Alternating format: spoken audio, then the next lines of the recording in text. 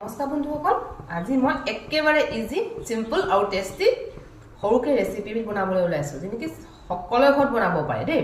Easy আৰু বহুতে খায়ও, তথাপিতো মই যেটো খাই ভাল পাওঁ আপোনালোকক দেখাইছো। আহক, এয়া হল মাছৰ তেল। কণী নাই দে, অকল তেল আছে। মাছৰ তেল মই বনাম আলুৱেদি। আলু সৰুৱে কাটি লৈছো, জলকীয়াটো বেছিকৈ দিছো, জাল বনাম। এয়া হল পিঁয়াজ, এয়া হল আদা নহৰু। বস এইখিনি বস্তুৱে মই এতিয়া ভাজিকণ বনাম। আহক, প্ৰথমতে কেৰাহীত তেল অকমান দি লৈছো।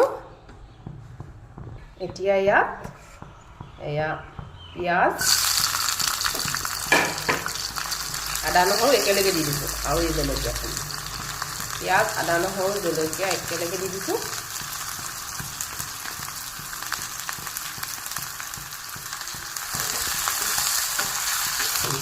লগতে অকমান হালধি দি দিছো।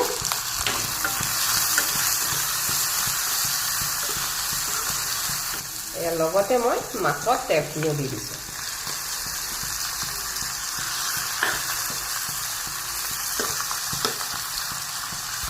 এনেকুৱাতে মই আলুখিনি দি দিম।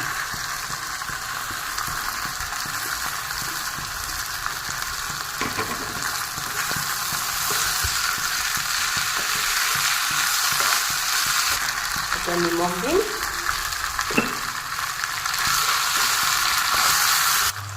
এনেকুৱাতে আমি পানী অকণমান দি দিম, মানে আলুখিনি সিজাকে সিজাৰ জোখত। বহুতে এই বস্তুটো এনেকুৱাত ৰখায় য'ত নেকি অকণমান জোল থাকে, কিন্তু মই বস্তুটো আজি শুকাই পেলাম, মানে আলুখিনি ভাঙি পেলাম। যিবোৰে খাই পাইছে সেইবোৰহে জানে দেই ইয়াৰ টেষ্ট কিমান।